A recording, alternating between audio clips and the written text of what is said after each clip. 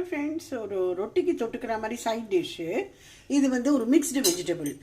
ஒரு உருளைக்கிழங்கு, பரங்கிக்காய், டொமேட்டோ, பீர்க்கங்காய், கத்திரிக்காய் இதை வச்சுட்டு வெங்காயம் பூண்டு இல்லாமல் ஒரு சைட் டிஷ் நம்ம இப்போ பார்க்க போகிறோம். வாங்க.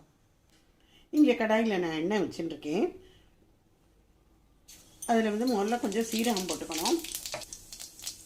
இதுக்கு நம்ம கடுகு வேண்டாம், கடுகு போட்டுக்க வேண்டாம். அதுக்கு பதிலாக ஜீரகமும் பெருங்காயமும் போட்டுக்கணும். டொமேட்டோ,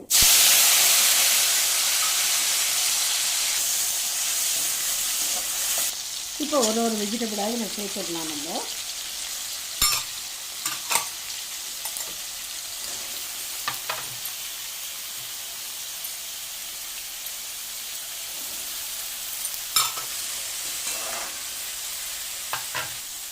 மஞ்சப்பொடி,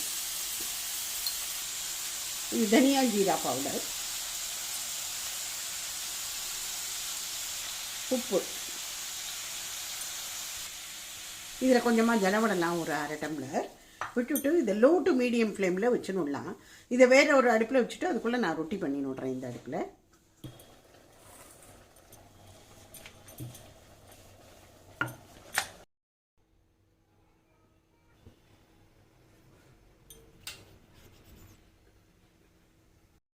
இறக்கிறதுக்கு முன்னாடி கொஞ்சமாக சில்லி பவுடர், ஒரு அரை டீஸ்பூனுக்கும் குறைச்சல amchur powder, raw mango powder, kasuri methi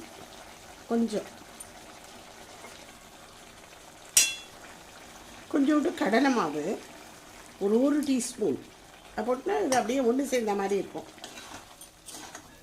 இந்த சப்ஜி இறக்கிறதுக்கு முன்னாடி ஒரே ஒரு ஸ்பூன் நெய் அதை விட்டு இறக்கினா அவ்வளோ ஃப்ளேவர்ஃபுல்லாக இருக்கும்.